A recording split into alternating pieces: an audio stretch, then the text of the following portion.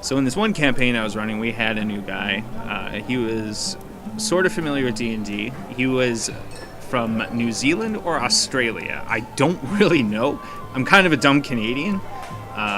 Sorry. He was a really nice guy, but he would do things that would make us question his skills and his motives as a player. Kiff would often get himself in extremely bad fucking spots. One encounter, in fact, that I remember very, very vividly was the party was fighting a lizard folk in a 30 by 30 foot room. Right. So Kiff used a spell which made pretty much the entire area rough terrain inside this dungeon. Inside of a dungeon. The lizards walked around the affected area. Literally walked around it. They climbed up the walls and the ceiling because they have giant claws and they can do stuff like that, right? So the lizards kind of focused on him because unfortunately he was the closest because the rest of his party just kind of backed off and used cover and all that kind of jazz because, you know, they're smart.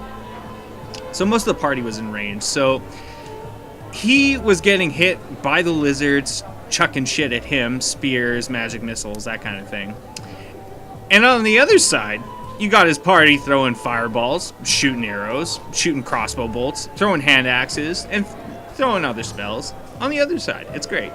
Super fun. So he got friendly fucked there. He got knocked out cold. So a little quirk of his, he would also walk up to other player characters and NPCs, non-playable characters for you uninitiated, and ask them if they would like a Goodberry, which gives them 1 temporary hit point. It was just something he would do. And he kept him in a fanny pack, a legit fanny pack, his words, not mine. A little leather fanny pack, and he would just offer people berries. It's fucking weird.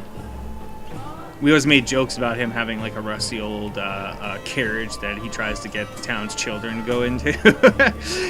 So one time the party was jumped by a wraith, and wraiths are kind of like the ring wraiths, you know, except, you know, they're fucking evil. And they can also phase in and out of planes of existence, for example. So his brilliant thought is, I'm gonna grapple it. So he ran up to it and tried to get it into a full Nelson, and that didn't really work out so well because it's a wraith. He got knocked out that time too. You can start seeing a pattern here. So another time, the party came across a gelatinous cube, and you know, the ranger pretty much told the entire party that don't fucking touch it. It's acidic. Don't use your swords and crap against it. Use arrows and magic and stuff. So he decided that he was going to wade into combat, punching and kicking it, the gelatinous cube.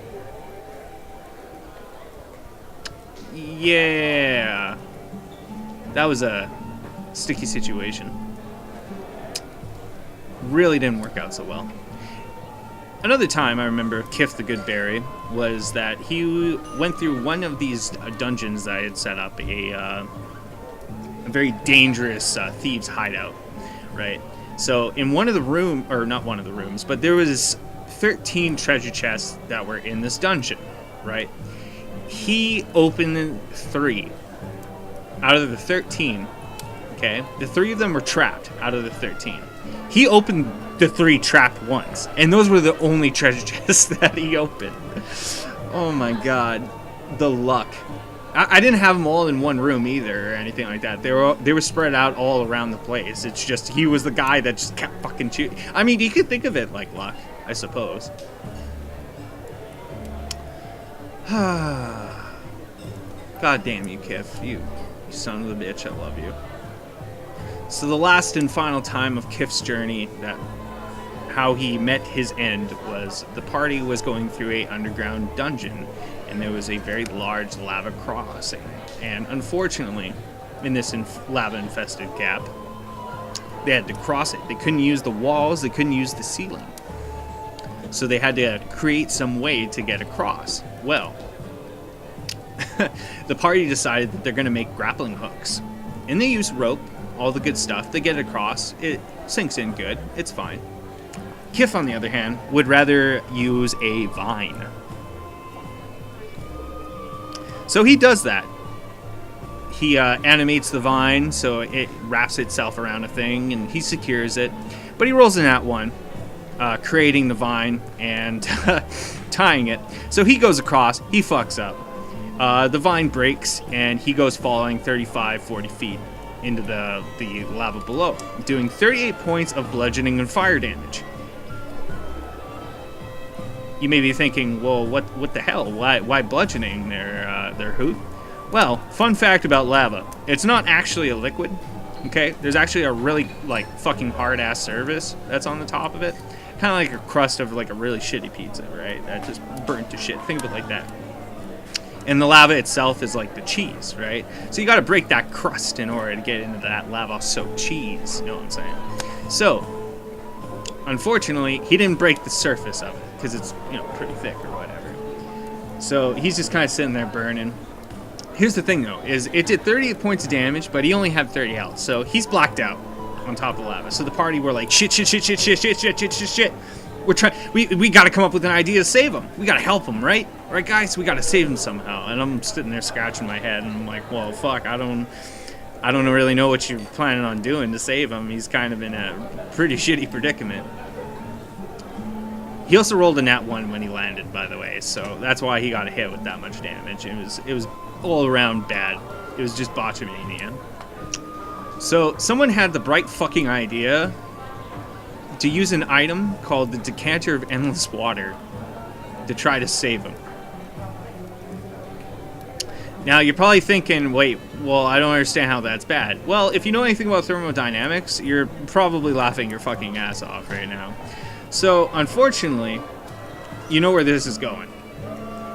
Alright, so the party's like, okay, we'll spray him down. So they spray him down in hoping of just cooling down the surface to, get a person down there to tie a rope to him and pull him up, and he'll be fine or whatever, right? Get the cleric down there to stabilize him. So the cleric's right sitting by the edge, getting ready to jump down. Unfortunately, what they didn't realize is when you go from Mia Kafalani fucking hot to ball sack shrinking cold, might not be the best fucking idea. So when they did it, the water instantly turned to steam, but some of the water hit the surface and fucking boom. A lava spout spits up, hits one of the players, the cleric, because he failed to save, and he got 24 points of fire damage. Some of the lava hits Kiff, and he sadly melts at that point. I mean, there's some sizzles and pops and buddy charcoals, and that was the it for Kiff. That was the end. The only thing we have left of him at the guild is his one chair that he scratched his name into. So we always keep a bag of good berries on that chair in remembrance of him. I felt really bad because he was a really good player. And he was a good guy, you know what I mean? But to steal a quote from Trailer Park Boys, that's the way she goes, Rick. That's the way she goes.